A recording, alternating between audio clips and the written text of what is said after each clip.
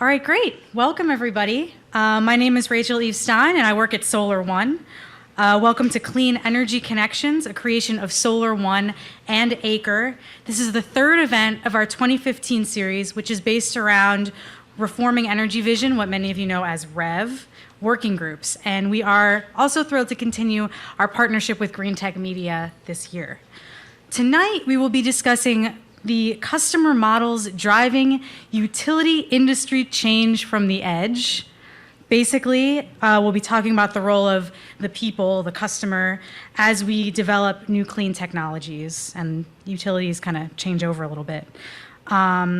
And just to give you a bit of background, at Solar One, I'm the downstate program manager for NYSERDA's EDGE program, where I manage outreach for all of NYSERDA's programs in New York City, Long Island, and Westchester. And this event has really been a cornerstone of our outreach in the clean tech community.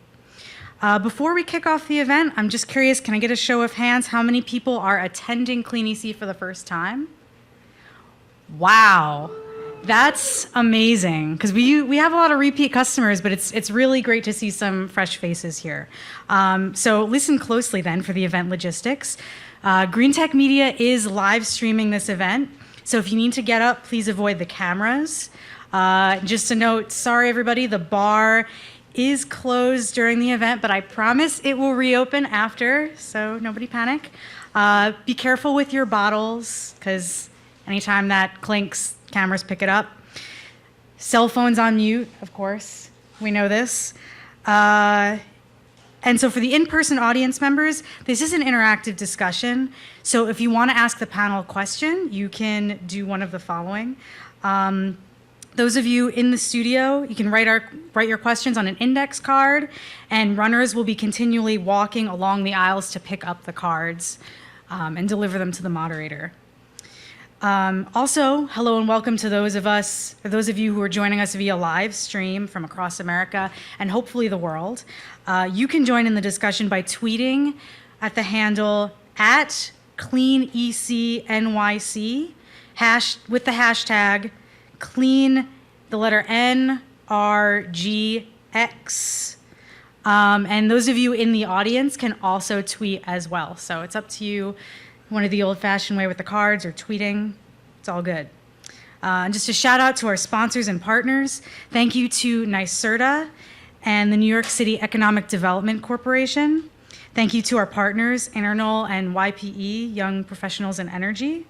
And before the panel gets up on here, I would like to introduce Marcia Walton. She's a senior project manager of NYSERDA's relatively new Market Insights Department. She's going to give some opening remarks and frame the discussion in the context of REV and the Clean Energy Fund.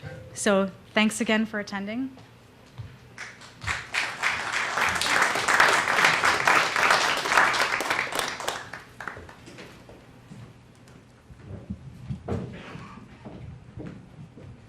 Thank you. Good evening. My name is Marcia Walton, and I'm a senior project manager in the Market Insights group at NYSERDA. As a member of the Market Insights team, my job is to help apply behavior science to New York clean energy programs to help engage customers and animate demand for clean energy. So I was asked to provide some introductory remarks on what we're doing at NYSERDA to integrate behavior science into our clean energy strategies under the Clean Energy Fund to increase customer engagement, the topic of tonight's panel. First, I need to provide a little bit of context. NYSERDA's Clean Energy Fund includes market development, innovation, and research, the New York Green Bank and New York Sun initiatives, and it's one of the pillars of reforming the energy vision, or REV, Governor Cuomo's strategy to build a clean, resilient, and affordable energy system for all of New Yorkers. So tonight's topic is particularly appropriate as REV is really trying to build a connected, optimized energy system for everyone, for you, the customer. So how are we integrating behavior science into these strategies at NYSERDA? Well, the Market Insights team is focused on two things: applying market intelligence and behavioral insights across NYSERDA to ensure that the clean energy strategies respond to market needs to accelerate adoption of clean energy, and also that we work with basic truisms of human behavior. So behavior science is not magic, but it has a role to play when all the other barriers to adoption have already been addressed. For example, like cost effectiveness, product availability, and performance. But still, customer uptake at scale is not happening. So the basic rules of influence are: you make it simple. You provide easy to follow steps to empower customers to adopt clean energy. You make it compelling, and that's really where the behavior comes in, so that the clean energy adoption becomes a priority action in a very busy world. And then you provide feedback so customers know the progress they're making and their actions are reinforced. So buildings use 60% of the energy consumed in New York State. And since real-time energy management systems are still under development and testing, the people really people's behavior influence the lion's share of energy use in buildings. So it's critical that we align our clean energy strategies with the way humans operate and use the buildings, but also so that they're aligned with basic truisms of human nature. For example, humans are really great as a rule at making split-second decisions in the moment, for example, avoiding an accident, but we often fall short at making longer-term planning decisions or decisions that involve a long stream of benefits, like investments in clean energy. For a financial example, no one wants to be penniless in our old age, but most of us are not saving enough to provide for our futures, right? So using default retirement savings accounts where employees are automatically enrolled in retirement plans helps overcome that bias very effectively. In effect, that decision is already made for us, and then an action is required to opt out of the savings for retirement. The future is abstract and vague, so it's natural that we focus our thinking on the present at the cost, though, of our future well-being as well as environmental sustainability. No one wants to live in a drafty house, right? But most of us do. Defaulting households to be invited or maybe assigned to receive a home energy audit could be a way to apply a behavioral strategy to building energy audit uptake and overcome the bias of inaction. And so we're working on a pilot that will do just that. And then another strong behavior bias that we can use is the social norm bias. Most people tend to follow the crowd and do what their peer group is doing. Community aggregations efforts utilize this decision-making bias. If people we know and respect in our own community are investing in solar panels on their own homes or on buildings in the community, we're more likely to take similar actions. In essence, again, the decision is made for us and we're just following their lead.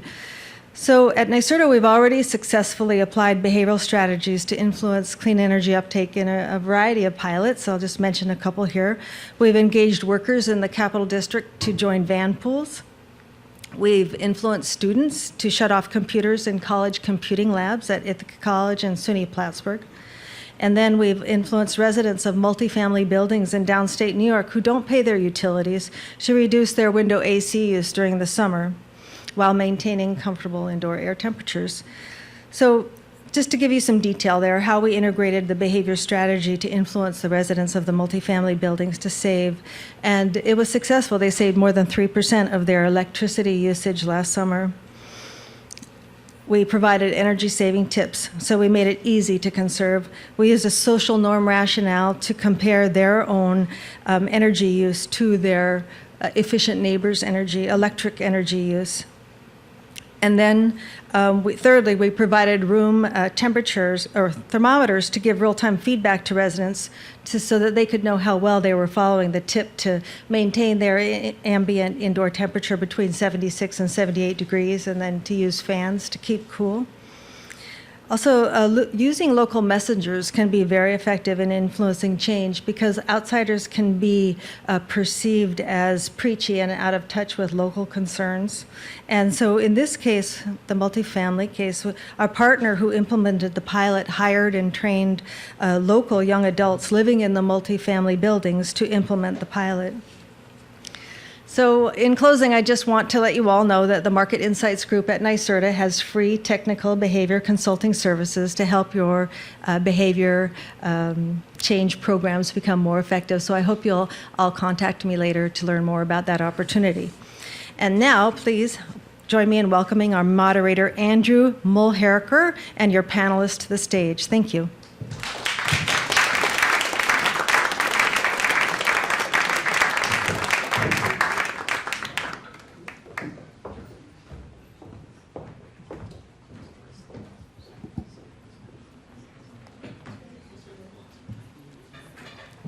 think I'm being joined by a few panelists.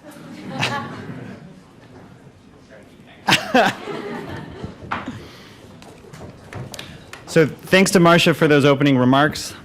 Thanks to you all for being here. Thanks to our online audience for being somewhere.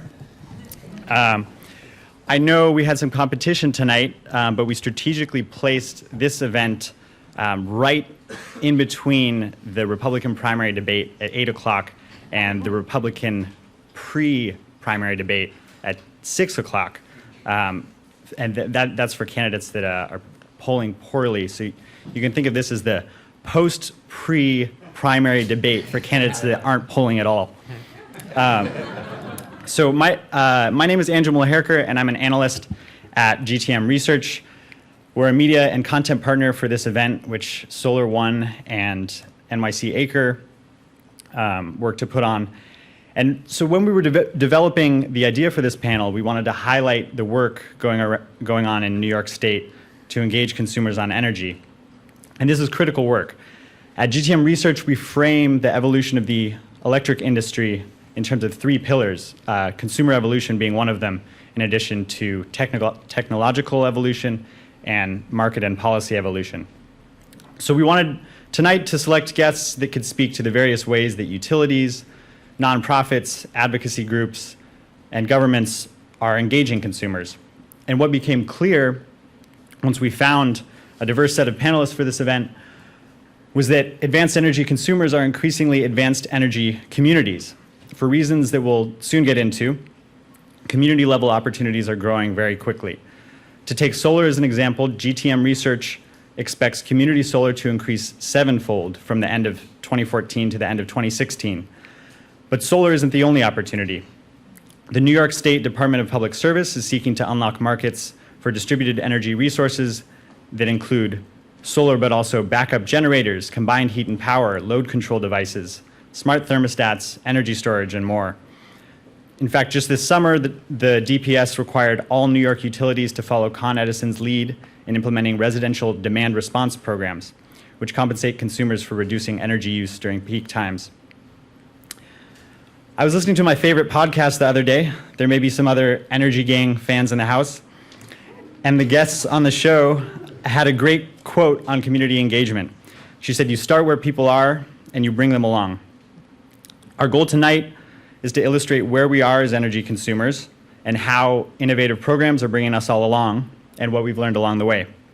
So I'm very excited to have 4 guests with me on stage who can briefly introduce themselves, starting with Donald Trump.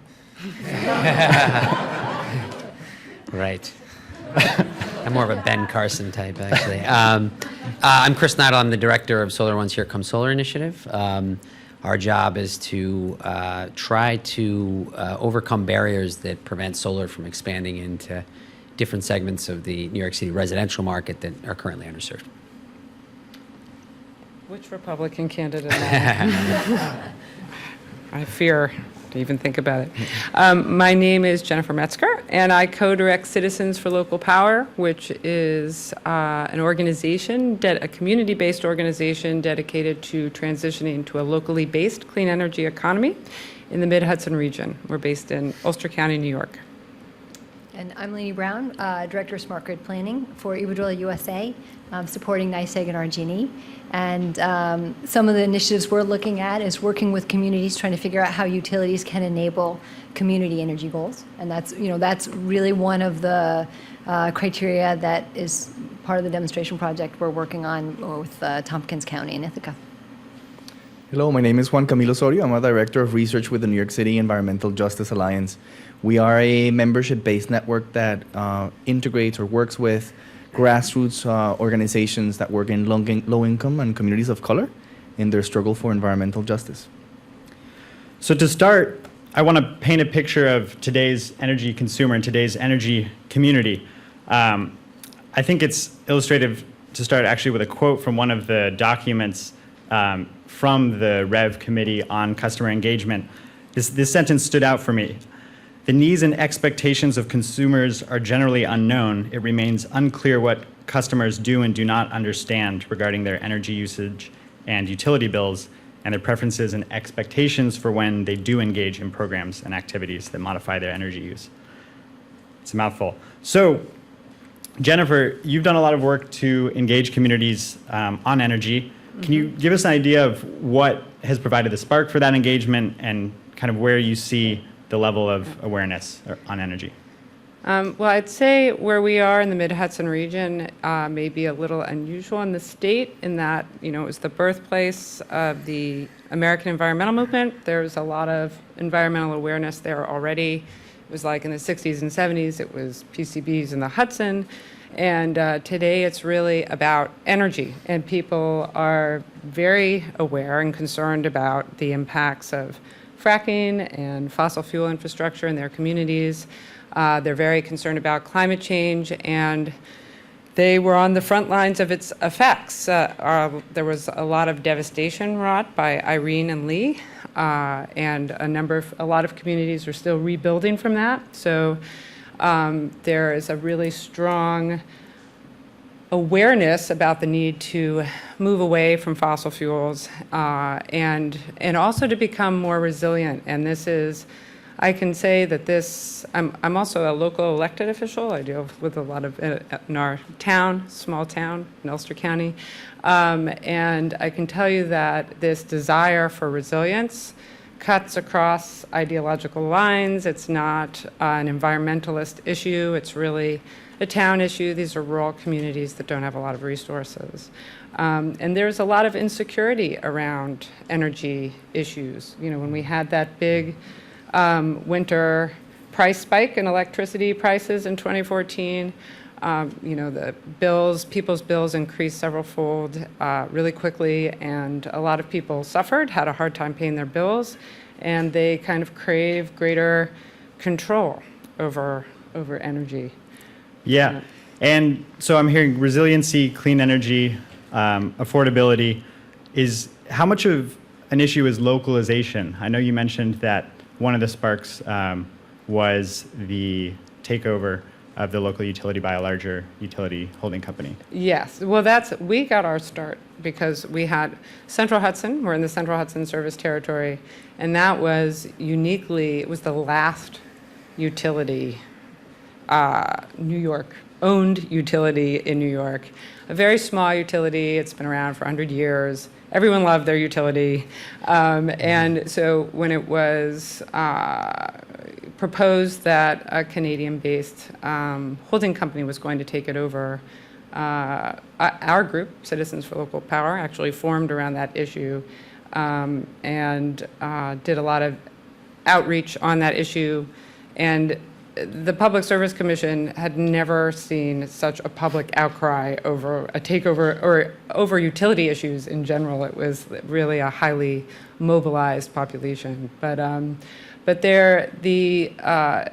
during that whole process, which took a while, and the acquisition went through, there was a real clear desire by communities to have more control over energy decision making.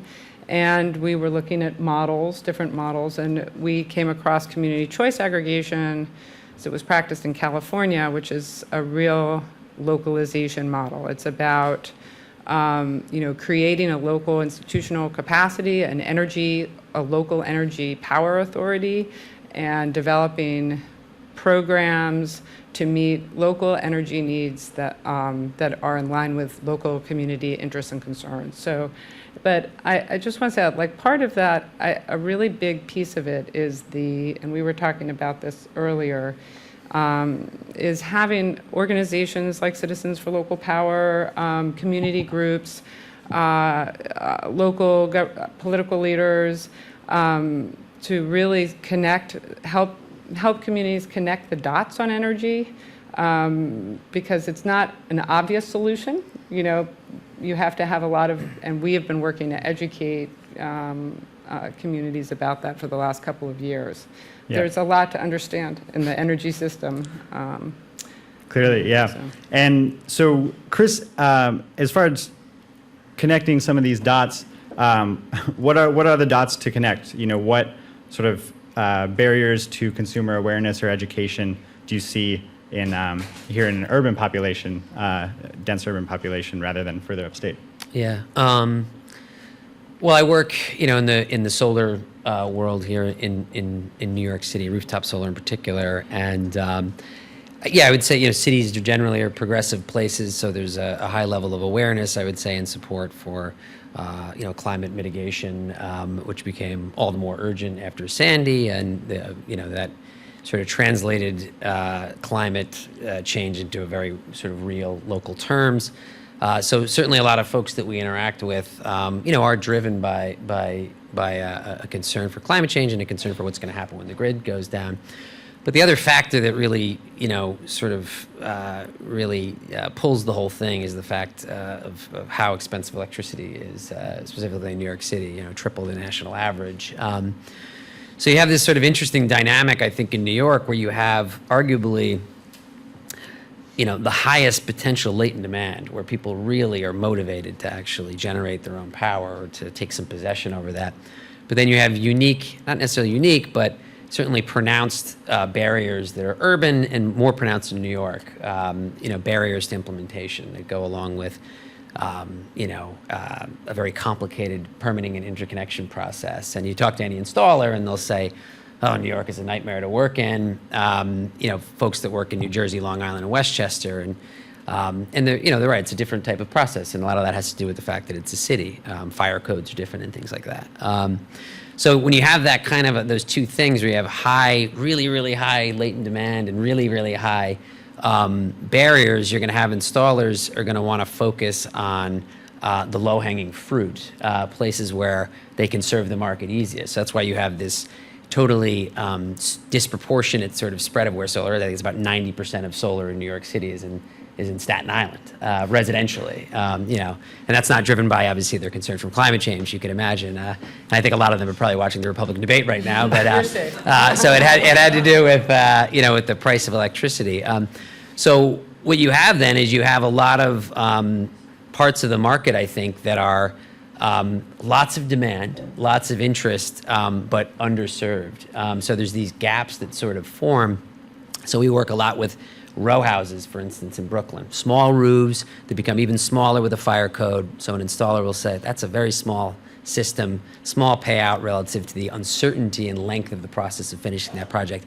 I'll stick to Staten Island for right now. So what that does, it creates this gap where the consumer, either acting alone or in groups or through an organization, they have to take a greater role in making the projects happen. So the community is not just a zone or a group of customers, but it's something that ultimately has to organize and have some agency, I guess, to attract the installers to come in. So I'm really interested in how that's popping up in really creative ways around New York, where you don't just have the Johnsons who sign a lease with a large solar company, and boy, wasn't that easy, but rather they have to group together with a group of neighbors, educate themselves, work in tandem, and that's the key to unlocking the interest of solar installers. And you go look at every multifamily has its own, set of problems, where you're seeing a lot of creativity from the user or the consumer being exerted to make those projects happen. And as that continues to happen, I think that that's going to transform the way solar actually happens. We're going to start to realize that it doesn't need to be driven only by private actors and developers. It's something that is modular enough. The rules are out there. We can start creating our own ways of doing this. So I think that'll be interesting to see in New York. Mm-hmm. And I'd like to kind of fill out this picture of energy consumers a little bit more. So Juan Camilo, I'd like to hear from you. You have exposure to a diverse set of populations here in the city. Could you talk about how energy goals or level of awareness kind of varies across the groups that you work with? Sure. Look, I think that everybody agrees that the PSC has created a really interesting opportunity statewide that everybody is very excited about to reduce New York's reliance on, larger polluting infrastructure, introduce, renewable energy resources, address this disproportionate burden that all this infrastructure has created in low income and communities of color, building more efficient and resilient infrastructure. But the reality is that all of this comes with increasing energy costs, as Chris was talking about, and this hits communities at a point where they're dealing with competing priorities, right? Lack of affordable housing, gentrification, real estate speculation that puts them in a really tough spot. So connecting the dots for them, I think it's easy. A lot of these communities are very sophisticated. Take Uprose in Sunset Park, The Point, or Sustainable South Bronx in the South Bronx, who have been studying and proposing energy projects using these technologies for years without the proper technical and financial resources, perhaps, but that have a clear understanding of what they want. I think that the challenge really is for regulators, the utilities, government, the private sector, and these communities to learn how to work together to make sure that everybody has access to these resources. Yeah, and let's talk about working together a little bit. So another kind of piece that I was able to pull out from some of the Rev Working Group papers is that this line on the duty of educating and engaging consumers is shared among many committee members, and it's unclear which stakeholders are responsible for educating customers, whether it's the job of one party or of many parties. So Lainey, my question to you would be, how will utilities share that job of educating consumers and of meeting their goals ultimately?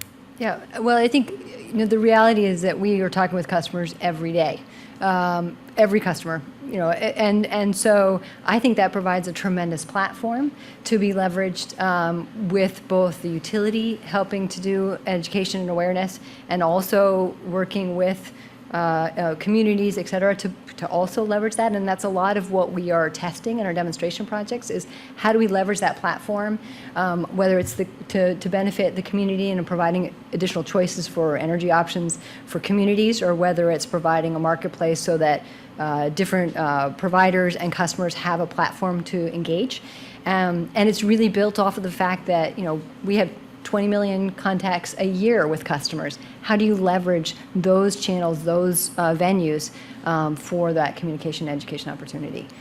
So I think that's really leveraging that opportunity. And to what extent are some of these relationships, existing relationships versus new relationships that you have to go out and find a set of vendors or a set of advocates or community educators? Yeah, I think that's one of the maybe the exciting parts about Rev is that it provides that opportunity to engage in that dialogue.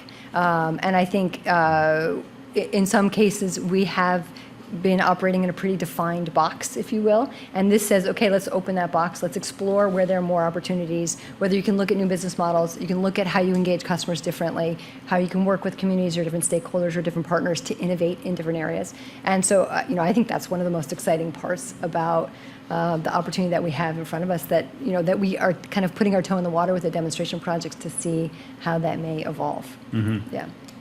Can I just jump in? Yes, On please. that comment? I'm limited to my experience of our service area, Central Hudson, and maybe this is just like the post-Fortis acquisition era, but we definitely get a lot of feedback and hear and see that,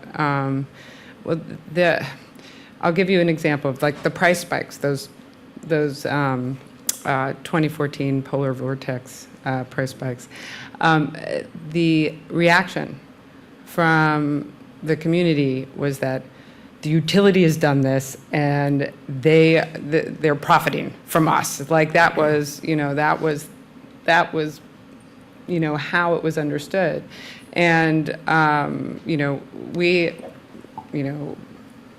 part of our work is to put everything in its context, in its bigger context, and talking about how, look, this is actually the consequence of skyrocketing dependence on natural gas. And you deal with this volatility by, it's not the utility. The utility actually, it's about the supply. They just simply procure it for you. But, but it's, and, I don't know if this cuts across all utilities, but they are viewed as private actors.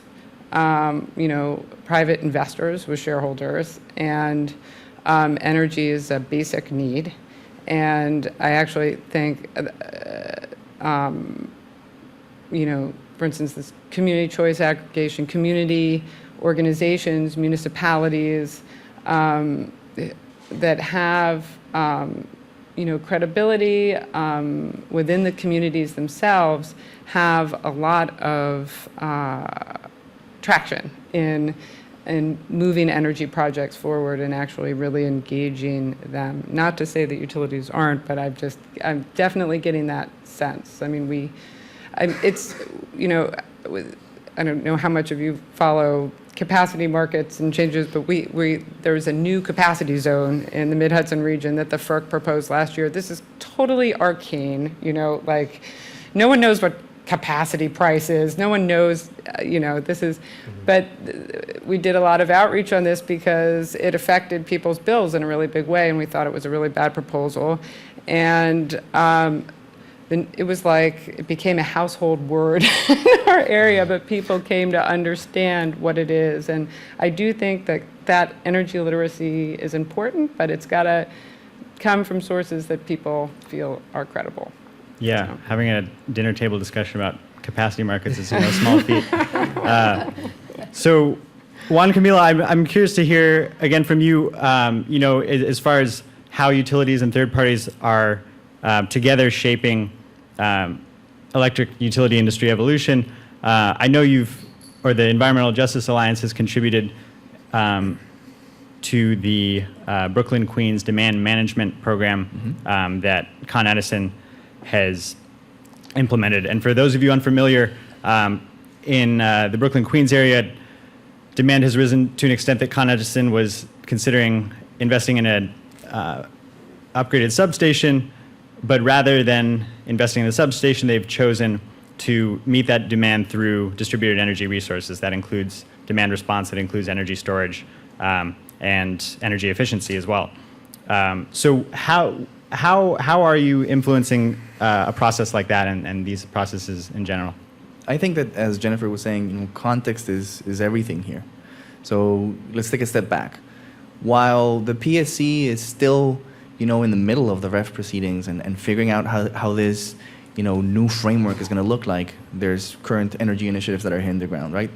The Brooklyn Queens Demand Management Program is a clear example of how, while the rules of the game are still being decided, decisions are being made, and those decisions are affecting customers really quickly.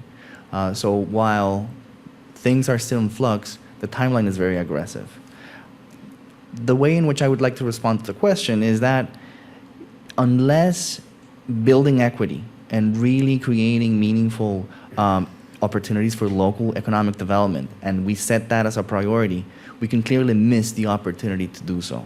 So in the process of advising, working with Con Edison and advising the PSC in terms of how to use BQDM as a demonstration project to show how the goals of REF can actually look like, we've been working with the Brooklyn Alliance for Sustainable Energy, an emerging coalition of local grassroots organizations from central Brooklyn and North Brooklyn, to define a series of principles. And those principles have essentially been geared around 3 points. Number one, the need to create a very transparent decision-making process with multiple opportunities for community oversight so that people that are going to be affected by these projects can actually follow them in real time. Number two, the need to control the environmental justice impacts of these technologies. Some of them could actually result in increased pollution levels. So how do we address that? Or losses in open space to accommodate the new infrastructure. And third, the need to think about, what are the type of meaningful local economic development impacts that we can have. On one end, the need for clear and real living wage jobs and workforce development opportunities to create clear pathways so that the local workforce can take advantage of those jobs. But in addition to that, how do we actually recognize and compensate communities for their shared experiences and the support that they can provide utilities and government agencies to build the trust and build the public participation required so that residents that are competing with all these other priorities that we mentioned actually take the time to participate and support energy efficiency initiatives or demand management initiatives that require them to be able to be successful. Great. And Chris, let's talk about some competing priorities for a moment. I'm curious to hear a little bit more about Here Comes Solar, and particularly how do you make these customers in higher challenge areas of the market excited about installing solar and actually get them to do it? Yeah, I mean, the excitement, there's no, that's not the problem. With solar, people are generally very excited about it. There certainly is a broad spectrum of baseline awareness that is still characteristic of, a relatively new market. So you have people that'll have questions about, can I hang one of these outside of my window and it will power my entire apartment? And then, or people that will ask you very sophisticated questions about the life cycle of a system. So we field those questions all the time. But there's no excitement sort of gap. It's, people have very real questions about what's it going to mean for their homes physically? What's it going to mean for their property values? But again, as I said, it had more to do less with convincing the customer. It has to do with convincing the installer. And what we do is we look at, as a principle, we look at our members, the homeowners that participate in our program, not just as people with a roof or wanting to buy solar, but what can they potentially offer that will help make it easier for an installer. And we've learned an enormous amount from our members. That's a really important thing, I think, to point out, too, is not just to assume how do we educate the users, but rather how do you capture the value and the creativity and the assets and the thoughts. I mean, that's the truly radical thing about distributed generation. It's not just an infrastructural category about we're spreading X amount of kW or megawatts across a grid, and it's going to have this value, and it's going to prevent this many substations. It's that you're putting energy at arm's length from all kinds of different people. And when you have that ability, they're going to start to seize it and do very unique things with it that are just simply not characteristic of centralized energy. And I'll give you one of my favorite examples that I've used as sort of a guiding metaphor for this. Co-ops, which I live in a co-op. Anybody here live in a co-op in New York? Often have really quite nice roofs. If you just look at the satellite imagery and you're like, that's a good place for a solar system. That's Classic not the problem. solar installer comment. What's that? Classic solar installer comment. But once they find out it's a co-op, they might say no thank you, because you have to deal with a co-op board if you're going to try to sell to a co-op. And that is a maddening 12 Angry Men / One Flew Over the Cuckoo's Nest type of experience when you're trying to make that happen. So it's a really heavy lift for a salesperson, and they're not necessarily going to do that. So there's a few co-ops in New York that have done it, and there will be more this year. But there's a co-op in Sunset Park, a self-managed co-op called the Sun Garden Homes. And what they wound up doing is they decided that putting solar on the roof for their common load would be too small and not interesting. So they wound up going back to a master metering situation, and they wanted to do sub-metering. And then they decided we can ourselves figure out, go shop online and find out which meters are the appropriate meters to do it. There's this sort of metering savant guy who lived there named Mike Weiss, who figured that out all online, bought them. They developed their own billing system. And now they've got this system up there, and they're saving money on it. That arrangement would have never been sold to them by a solar installer. It had to be an inside job. It had to be something basically where a group of motivated people decided we're going to figure this out. And so that's a model or an innovation that's come from the edge rather than being sold from a provider. So I'm meandering here a little bit, but I think that's one of the really exciting things about solar in New York is because it's not entirely easy to serve by the private market. You're going to get innovation and discovery that's happening at the edge because those people badly, badly want solar. So. Yeah. Can I jump in for a second? Because I feel that I feel the need to take a little bit of or offer a little bit of perspective, because we can't just focus on homeowners. Right? New York City is a city 70% plus renters. Some people don't even have access to the roof. I mean, forget about installing solar panels.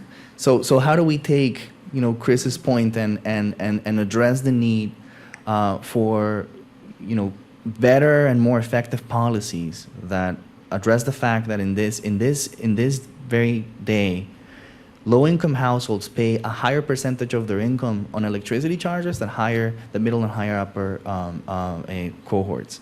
So how do we address that? How do we make sure that while new innovative technologies begin hitting the road, we create the right mechanisms so that they are really affordable and that they don't result in now competing charges that ultimately will, result in additional gentrification.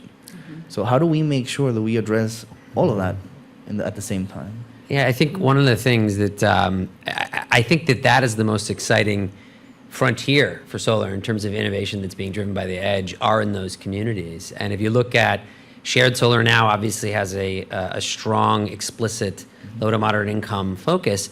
But you have to wonder if by putting that in there, we'd think maybe it would be sort of like what happened in Colorado, that the developers would come in and they'd have a certain quota of low income, subscribers. They'd get them in there and they'd get that part out of the way. But what I think is really exciting is instead, rather than looking at, again, low-income ratepayers as passive recipients of a service that's being offered to them, we have a set of rules which are relatively broad, actually, for shared solar. Why can't those rules be picked up by any of the groups that are within your network, and where they decide they want an equity stake in developing a solar project? And I guarantee you, they're going to come up with new ways of developing solar that haven't been thought of before. And I think that there's also just the physical realities of the city as well. We will be forced to coming up with new ways of doing shared solar because we just don't have a lot of space. There's a ton of demand, and we're going to need to come up with interesting ways of doing solar. So the more different types of actors, if it's CBOs out in Cypress Hills or up in, wherever you're going to look in the South Bronx, they're going to look at what their collective assets are. They're going to look at what their strengths are as an organization. And you can build a program around that. And each one might look a little bit different. And with each iteration, we're going to find out a new way to do solar in New York City. So I think they'll be drivers of a lot of the innovation. I do think there are barriers. I think that there are barriers, like access to capital is a big barrier. And you can change the rules, but if you don't have access to capital to take advantage of these new programs, that's a real problem. And the project that we're going to be doing in Ulster County, this energy localization project, is an effort to, aggregate and leverage all of our buying power, all of our resources as communities, and we define the goals, and create the programs and use our collective capital to invest it where we need to invest it. And I think that to us that's like the most promising model we've seen, but it has absolutely been an obstacle to the build out of distributed energy resources, and especially for low and moderate income communities. But not even just low. Where we are, it's farmers, small businesses that are operating on the edge, but electricity costs are a huge percentage of their overhead. But to make that extra investment, they're just trying to pay their bills month to month. So how can we as a community facilitate help our customers, our citizens, our businesses, make those investments. And I think that's. I think some of it also. I think some of it also comes to understanding, and I think you were saying too that to some extent customers are blind to how they use their energy, and I think this came out in some of the REV discussions. So being able to provide maybe more detailed information. It's sort of, we use the analogy of if you went grocery shopping and you got a bill at the end of the month, you'd have no idea what you bought, right? Was that 2 gallons of milk? I have no idea. So how can you bring that information closer to the time that you're buying it so that you understand how to use your energy? Increasing frequency. We've done a pilot where we just, we provided weekly information to customers so that at least they got information closer to when they use and they could understand their usage better, and 2% reduction across the board just by providing information more frequently. And so I think those are some of the tools that could be leveraged as well. That's sort of starts with just increasing awareness and understanding, and then expanding from there. I wanted to say that I think that you're right in that all of these different components really need to be in place for this to happen. I think that I'm pretty optimistic, and to credit the PSC, when Con Edison came with the initial proposal for a traditional additional piece of infrastructure, the PSC said, no, actually, why don't you come back and provide something that innovates. And I think I'm with Chris on the fact that this is an opportunity to think about innovative approaches to old problems, right? And they are doing that, right? Con Edison, I think, is really doing the effort to figure out how to both combine demand management with utility side projects, and is doing the effort to do so. Now, on the other end, I think that it's also important to credit NYSERDA and the state, because they've been also trying to identify, how and what are the type of financial resources that can allow for that innovative thinking. The New York Prize competition is a great example of that, where it's a statewide, call for microgrid proposals. So how do we begin thinking about this type of resiliency in terms of the energy infrastructure, and how do we put it together? Something that could be, interesting is to share a little bit of what the Brooklyn Alliance for Sustainable Energy, in partnership with Block Power, has been doing in that regard. We submitted a proposal for New York Prize that is now that got awarded resources for a feasibility study, where we are exploring what is the type of special purpose vehicle, the type of local business model that can be used here to, as I was saying earlier, recognize and compensate the community's value, aggregated value in participating in these projects, and actually assign stakes, shares of the ownership of these infrastructure, of this new infrastructure, and have somebody, feel that they actually own this new project, and not only, be able to participate in decisions around it, and work as a partner to the utility, as a partner to other investors, but also receive some of the revenues. And so we're right now, in the middle of this feasibility study to actually crunch the numbers, working closely with Con Edison, the utility that is helping us figure that out. But we're very optimistic. I mean, hopefully this will result in an opportunity or a model that can be used in other places of the state in terms of how to do that. Great, and that's actually a perfect segue, a model, an innovative model that can be used in another part of the state, to some of the demonstration projects that Iberdrola is doing under the Reforming the Energy Vision process. So Lainey, I'd love to hear a little bit about what's going on with the Community Energy Coordination Project, and how different is this from what a utility normally does? Yeah. Well, and I think it's a good question, and I'm not sure we're in normal anymore. So, or at least we're on the cusp of not normal. So that's what's making this very interesting.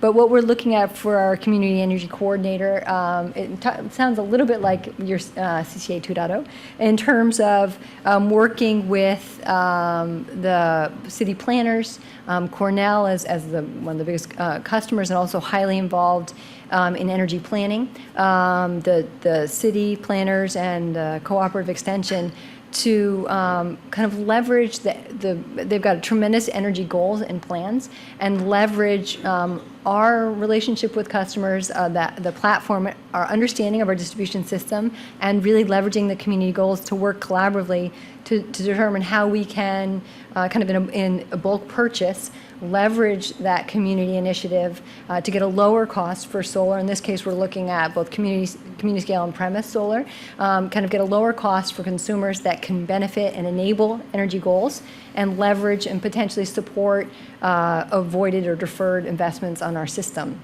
And so we serve, again, I think enable was the word that we used. We don't necessarily see ourselves as leading it, but enabling it, providing that platform that supports the community, the customers, the planners, et cetera, for kind of a ongoing, what we think will be self-funded kind of initiatives for the community. And it's also, we're looking at an alternative business model for ourselves, right, as the player as the enabler, if you will. Exactly, and I'd like to hear a little bit more of your thoughts on that, as far as, this is a departure from a way that utilities have traditionally made money, and how confident are you that this can become a profitable enterprise for the utility? Good question. I've seen the numbers. It looks like this demonstration Yeah. It's expected to be profitable by 2017, I think, and it's starting around That's now. right. That's right. So we're one of the key things that's important about the demonstration projects is the question of how does this scale? And so and I think there is a real question of how do we define the value? We firmly believe, and it's really leveraging the impetus from the community, and again the fact that we're talking to all customers. So not necessarily every customer engages on energy issues, but our relationship and the community initiative to increase the level of GG, to increase the number of customers who participate, and so we're looking at referral fees as actually sort of the market maker, if you will. So referral fees as the funding mechanism or the revenue mechanism for the utilities. We see an opportunity to leverage into additional products around, say, energy audits or efficiency programs, heat pumps as an example. So, I think it is a question, and we've been asked this question. We believe there's a real opportunity and there's real value here, but we're just getting started, and it's not a model we can look anywhere else and say, oh yeah, we know it works because we've seen it here, because it hasn't. We haven't seen it work anywhere yet. So. Yeah. So, Jennifer, we've talked a little bit about Here Comes Solar, talked a little bit about community choice aggregation, about Iberdrola's community energy coordination pilot. A common theme here, and one that we sort of mentioned up front, is this concept of aggregation. Why is aggregation so important? How does it, in the end, drive down costs and increase and make these programs more effective? Well, community choice aggregation as a model, maybe I should just talk about what that is. It was invented in the 1990s, and it came out of deregulation of the supply market. The idea was, that was supposed to lower costs for consumers, but what ended up happening is that costs went up for residents and for small businesses, just because energy supply companies had they didn't individually have much of the market. There wasn't a lot of interest or need to compete for their business. So the idea of aggregation was that municipalities would aggregate the load of all the customers within their borders and negotiate a supply contract, leverage that load to get better economic terms, and over time, many communities wanted greener energy, so greener terms too, through the purchase of RECs is primarily how it's been. And it's been very successful. It's in 6 states. A newer version of CCA it's in California. It's where it started, and it's really just kind of getting off the ground the last couple of years. But it's this 2.0 localization model that we were referring to, where the goal, it's not just about aggregation to get a better contract for supply. It's about developing local programs to meet local needs around a predefined set of community goals. So basically, to build out as much distributed renewable resources as you can within the community to the benefit of the community. And it's an energy planning intensive model. The formation process is actually a huge piece of it. Our project proposes at least a 2-year process of a high level of public community engagement of all stakeholder groups, businesses, agriculture, low and moderate income, all stakeholders, to get a consensus on what the goals are, right? Are the goals jobs? Are the obviously greenhouse gas reductions? Stabilizing energy prices. And once you need a consensus of those goals are going to define the programs that your CCA develops and implements. Another huge part of the process is the planning. there's a huge piece of it is assessing the distributed energy resource potential of an area. How far can you go? And we're literally mapping the distributed energy resource potential of a county and overlaying that with utility data to identify the most, optimal, targets for investment, and then, create a business plan, implementation plan that is shaped by community goals and about a real deep understanding of what the potential is in a community.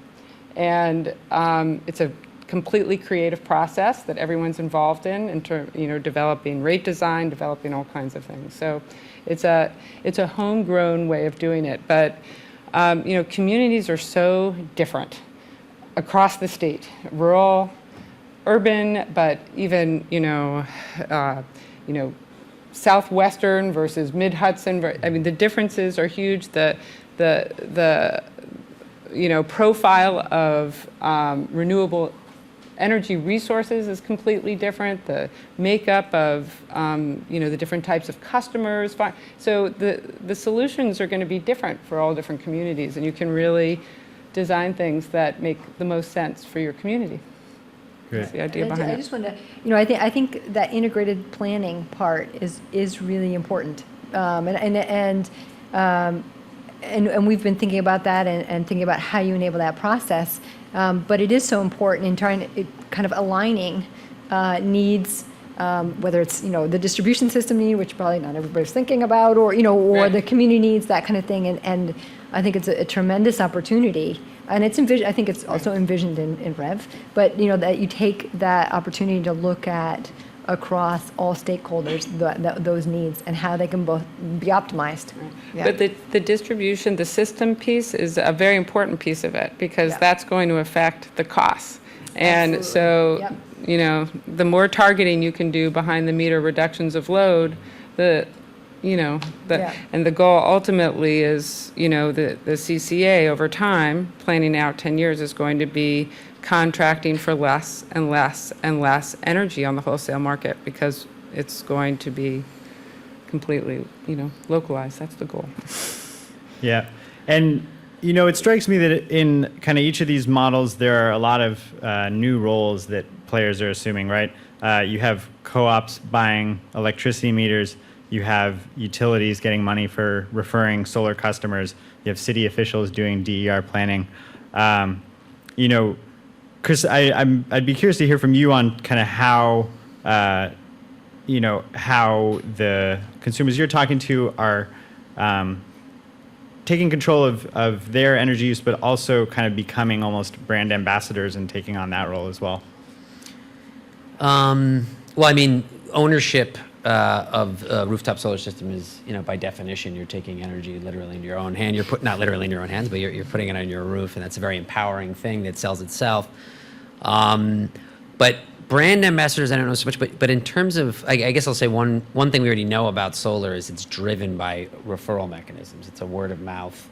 My neighbor told me about this, and that's how business really grows in a given area, and it spreads out geographically in a given area. It's very kind of clustered.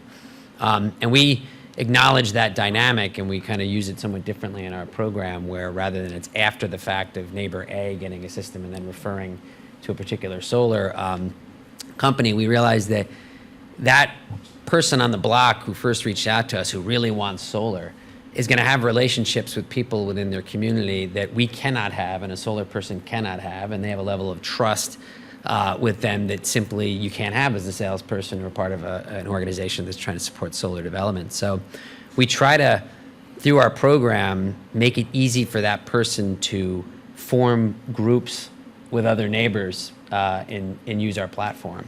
So we use, again, it's, if I could say, boil it down, is our program is meant to animate those people within their community that are going to be the first actors and give them tools to basically, have other people within their neighborhood join on with them. Yeah, make it as easy as possible. Mm-hmm. So we support them in that process, and so far it's worked out really well. And with each instance, we've learned something from those people.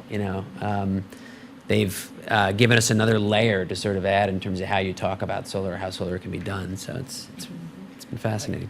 I have something to add to that too, which is totally agree with Chris that the value that local communities bring to the table in these discussions is invaluable. It should be compensated, but I also want to talk about the unanticipated consequences of some of these projects.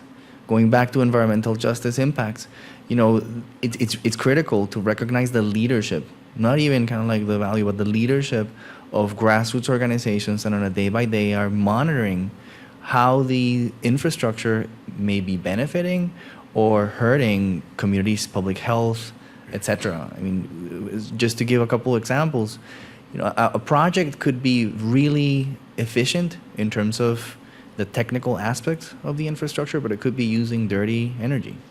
A project could be including renewables, but it may be taking out open space from a community in terms of the existing amount of recreational amenities.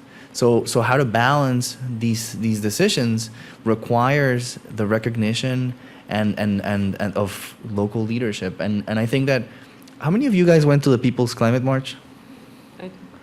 So one of the things that came out of the march, for example, was a true partnership between environmental justice groups and labor groups that have been talking about, okay, so how do we think about energy in terms of what a just transition could look like?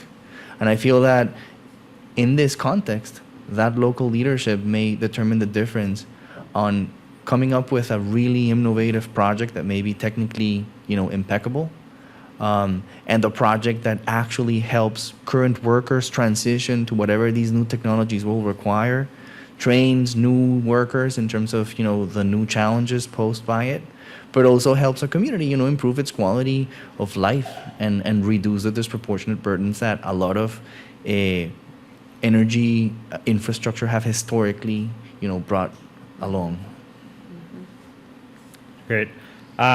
And I did want to leave some significant time for questions here. So we've had several come in, and you can still feel free to write questions on these note cards and pass them along, or if you're online, to tweet them to @CleanECNYC, #CleanEnergyX.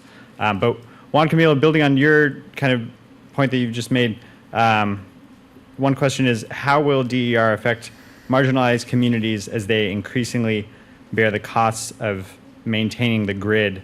And I think that relates a little bit to another question we have here about cost shifting, and as solar customers of higher income brackets install solar and rely on the grid less, is this sort of cost shift a concern for you? Yes, absolutely. That's exactly right. Thanks for that question.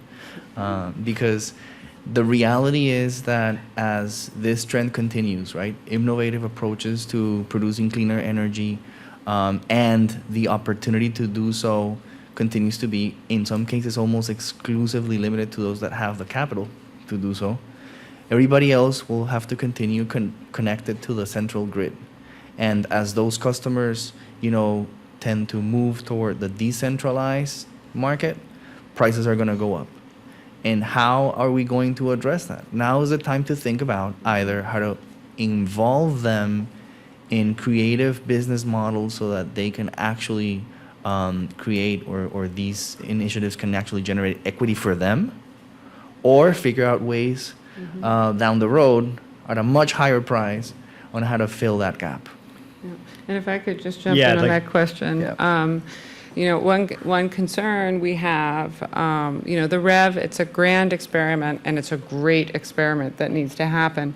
But there is a concern, and I was a party to our recent rate case, and this is going to come up, is that the costs of the REV, there are costs. There are costs to the utilities of all the new stuff they have to do. Like, for instance, our utility now is shifting to monthly from bi-monthly billing, which doesn't sound like that much, but it actually costs a lot of money for them to do that one little shift. And there are going to be a lot of upfront costs. We're still working out the Public Service Commission is still working out, everyone's still working out, what the distribution of value is going to be. That's the second part of REV, track 2 it's called. And so for instance, if our CCA, aggregates, really targets its investments, facilitates investments in constrained points on the distribution system, or reduces peak, that's a benefit. Does the CCA capture some value and therefore is able to pass that value on to its customers, or who captures that value? Like these are all questions that are still being answered. So there is these very real issues at the state level now with, are we going to have increasing costs initially, even if the costs are reduced over time? There's also, the Public Service Commission has a low income proceeding underway right now, and they're actually having public hearings on that proceeding, and we have one scheduled in our area in Poughkeepsie next week. But one of the things we're recommending, and other groups, is that in California, I can't remember what the program is called, something CARE, but basically low-income discount recipients could use their low-income discount to buy into a renewable system, shared renewables, and have more flexibility, and could perhaps use that assistance, to participate in DER. So these are important issues to be aware of and to weigh in on. It's a huge percentage of 30% of our service area is low income. I mean, it's a lot of people. Totally right. And another interesting part of the solution to credit the PSC and the governor's office is the REV demonstration projects, right? Setting aside capital and encouraging, partnerships between the private sector and the communities, the nonprofit sector with the utilities, to come up with innovative ways of figuring out different forms of revenue for the utilities to make up for that difference. Yeah, and the Public Service Commission is taking this very seriously. Yeah. It is, to launch a proceeding on it is hugely important. And I also want to point out that the order on shared renewable energy, shared distributed generation that came out, the priority projects in the first wave that are getting approved are projects that shared solar projects or shared renewable projects that involve at least 20% of subscribers from low-income communities. So, there is a real attempt to try to be as inclusive under the REV, but everyone needs to weigh in on it. Yeah, and I think that, again, shared solar obviously, is at its center is meant to be a response to the equity issues that are, inherent within solar. But again, I think that the way what you just mentioned, that 20% sort of quota type of system, I think assumes that it's going to be private developers. They have to allow a certain number of low income, and it doesn't really realize that there's a bigger genie that I think's out of the bottle, because there's no rules against the innovative models being invented in the context of low-income communities that serve them directly. And I think that, again, it's broad enough and not prescriptive enough where it creates enough room and oxygen for those things to materialize. And I think they will, and they will very soon. Yeah, there's another theme in the questions here which does relate to, those potential costs of implementing sort of new technologies and new business models. So, one question that puts it a little more bluntly, Con Ed is proposing building a DER marketplace platform. How is this an appropriate role for a monopoly utility? And I think, Lainey, maybe if you want to talk just about kind of the central tenets behind REV and really pushing utilities away from that role. Yeah, I think what's envisioned in REV is, and I would keep maybe harping on this enablement and a platform where it's not operating in the market per se, but operating the market or enabling the market. And so I think that's an important, an important distinction. And it speaks to, I think there's three primary things. One is this integrated planning component. The other is the operations of the grid. I think one thing that's important, and I think we've talked around it a little bit, but the reality is that, this is such a basic thing, but energy and electricity is a fundamental component of our society. And we have to ensure, from a utility, this is our obligation to serve all and ensure reliable service for all, and that's a fundamental component. And so the distribution system platform is ensuring that service to all, operations and reliability for all customers, but also being able to enable that market. And so we are, what's envisioned is that the utilities will be that platform, but not necessarily per se pushing the market or changing the market. And I know that's been an area of a lot of debate, the concerns about the vertical market powers of the utilities driving that. And I think it's a question, I think that's an area that we're exploring, is there is a part of the market that is unserved or underserved, and there's an opportunity, I think, there, and that's what's been envisioned.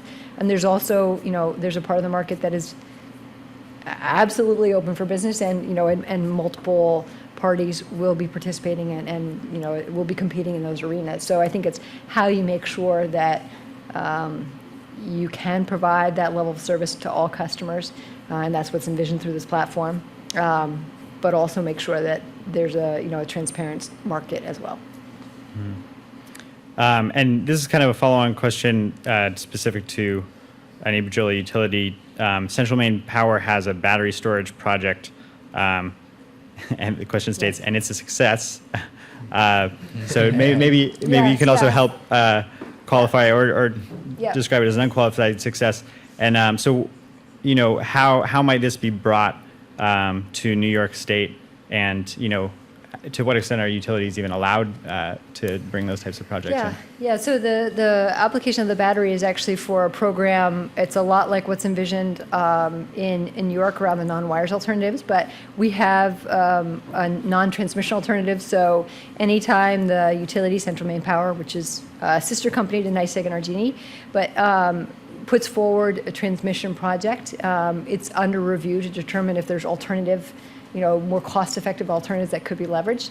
And so the battery is one resource in addition to efficiency and solar, as well as a diesel generator and a battery, to provide a solution to or an alternative to a transmission. And it's a pilot, but it is underway, and it is operating. And I think maybe a lot like what we're talking about, we're learning and trying to understand how it's contributing. There's a third party, actually, Grid Solar, that's providing that solution. But there's a whole, right behind that, there's a whole lot more. There's 100 megawatts worth of capacity that's in review to determine if alternatives could address those needs. So it's part of the, it's part of the understanding of what will this take and what will it look like. Great.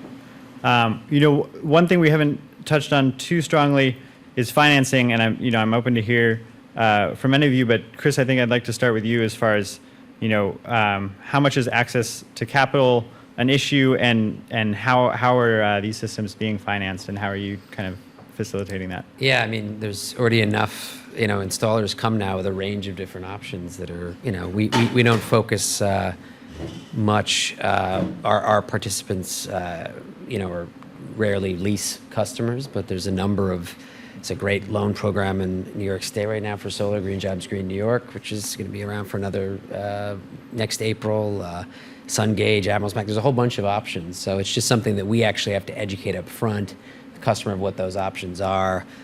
We do a little advance, sort of credit and financial check.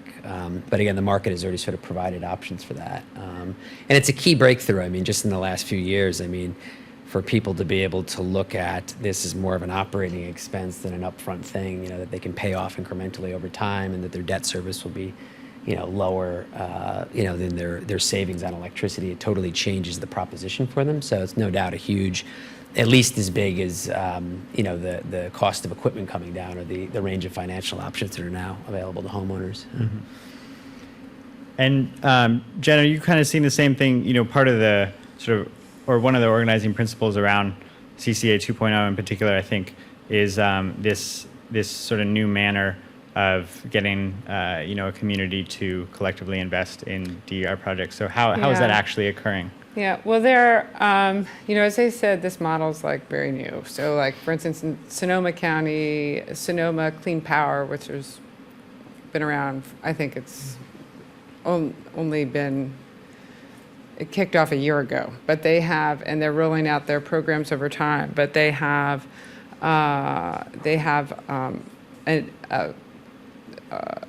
higher net metering credit for rooftop solar than the utility to encourage rooftop solar build out. They have a feed-in tariff for systems that are a megawatt and under. They have a shared multifamily solar building program. So they're really trying to make it just more accessible, make the financing a little more appealing. Marin is another, Marin County CCA is another CCA in California that they haven't, Sonoma has been better in sort of focusing on the localization programs, but they've been very successful in their aggregation, so they have been accumulating revenue that then they savings from the supply contracts that they've negotiated, which they then reinvest in these local programs. But something that hasn't been tried yet, but has been theorized about for 2.0, is that you can use revenue bonds. CCAs can use revenue bonds. It's all financed through the rates. Nothing is financed through taxes. It's all financed through the rates. But municipalities have they have access to very low-cost capital. Revenue bonds provide a way potentially to finance local shared renewable projects. And maybe even customer-sited, energy efficiency programs help with the financing and that sort of thing. It's kind of, to be explored, but Great. those are the possibilities. I was just going to, I think a potential future opportunity, and I'm going to maybe quote the Energy Gang podcast, is, looking at the UK and the energy efficiency programs in the UK and what worked or didn't.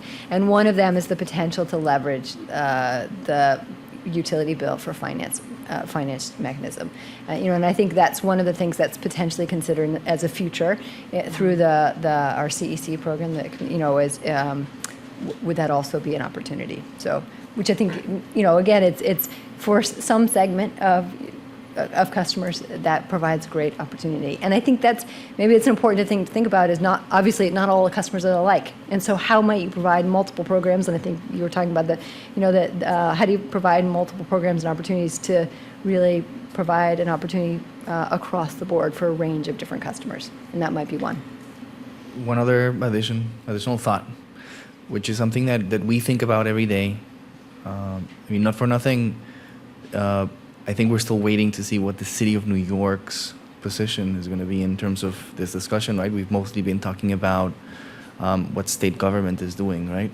But I wanted to specifically draw attention to the fact that we are also in a historic moment where billions of dollars are being spent to recover and build a type of resilient infrastructure post-Sandy that New York City and New York State require. And so as we spend billions of dollars that are coming from the federal government to rethink, where will public housing buildings locate equipment, what we're thinking about, what is the type of energy distribution system that a place like the Hunts Point Food Distribution Center and the surrounding community require, that we consider about these technologies, and think about all the issues that we're talking about here, rather than rebuilding the same energy infrastructure that we had. So that's an important, source of revenue that I feel hasn't completely been tapped into this need. Great. So there are a few more questions, but in the interest of time, feel free to ask those to the panelists yourselves as the event concludes. So I just want to, in closing, kind of pose a question to all four of you, and you can answer starting with Juan Camilo, perhaps. So for each panelist, what would you leave us with here as an audience? What actions can we take as individuals or as communities to accelerate the movement toward a cleaner and more affordable and more reliable energy system? So I think that we have to really do a better job at working together. And I feel that means, working with elected officials, working with government at all levels, with the private sector, communities, and the nonprofits, and in some cases hold ourselves accountable to more fair and just policies that both, commit the future investments into a, higher quality and more effective energy production, cleaner energy production and distribution systems, while at the same time, a framework that recognizes and compensates the shared experiences of vulnerable communities that oftentimes are the ones who bear the brunt of large-scale decisions, but very rarely really benefit from the environmental and economic benefits of new energy infrastructure. Laney? I don't think I can top that. But I guess I would say, and I think I started to say before, I think we need to think about a range of options, because I think it's not going to be one solution. It's going to be many, and I think as Chris was saying, the interesting thing is that it's going to evolve and be incredibly innovative, I think.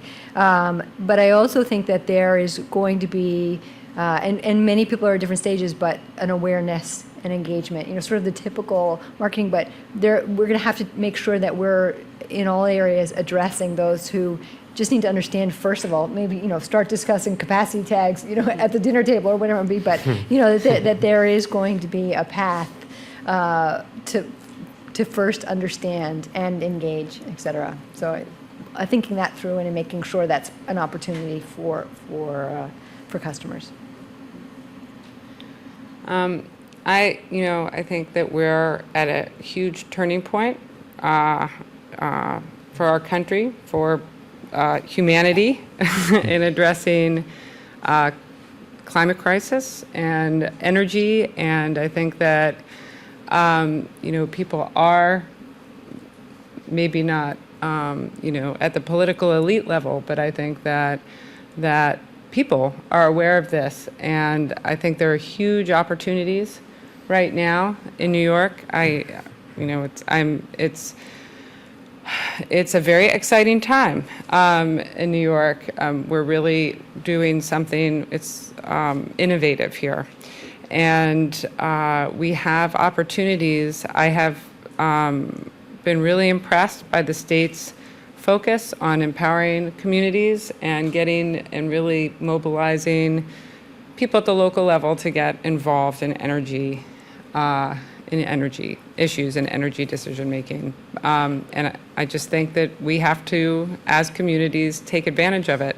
I would say that I think it's really important for everyone it's hard to be engaged in what's going on in Albany on an ongoing basis, but there are a lot of policy changes underway that will affect us all, and it's important that you try to participate to the extent that you can. When there are Public Service Commission hearings on the REV or anything like that, you should really try to get informed and get involved, because it's constantly changing. There's opportunities for your voice to be heard, but you have to make your voice heard.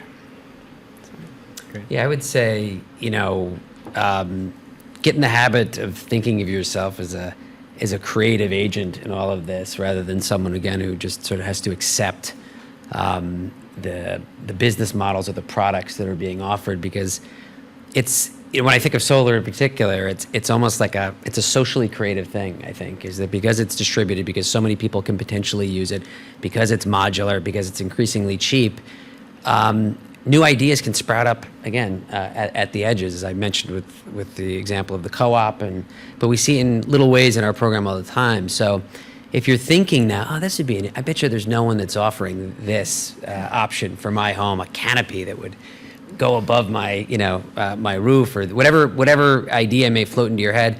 Don't just sort of stop there and wait for somebody to sort of provide it, because it's actually something that you might be able to have influence over in developing. So.